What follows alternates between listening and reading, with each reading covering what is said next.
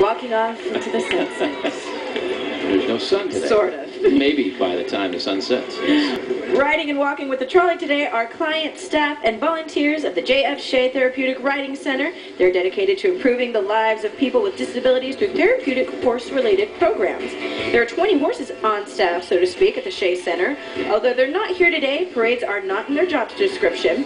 Founded 31 years ago, the Shea Center is one of the largest therapeutic riding centers in the world and located just a mile up the road here in San Juan Capistrano, so it's pretty close. With more than 500 clients each year, the youngest riders 2 and the oldest in their 70s. Everyone needs therapy, right? Absolutely. Shea Center staff and volunteers want to say a big thank you to the community of San Juan Capistrano for being such a great city to be in these past 28 of 31 years. And you know what? I remember horses, whether you're riding them or just petting them, it's so therapeutic, it just relaxes you. Yeah. I loved that about going to my grandparents. And what a great program for these kids that give them opportunity to be around animals like that and just kind of help them get through whatever problems they might be facing. And these folks do a great job of helping all those folks out. The Shea Center, Shea Therapeutic Riding Center. Just up the road here, too.